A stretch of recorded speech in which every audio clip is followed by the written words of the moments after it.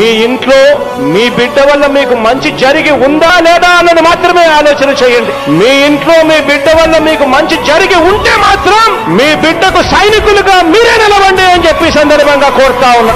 ఇచ్చిన మాట తప్పితే ఓటు వేయొద్దని చెప్పిన దమ్మున్నడు జగను.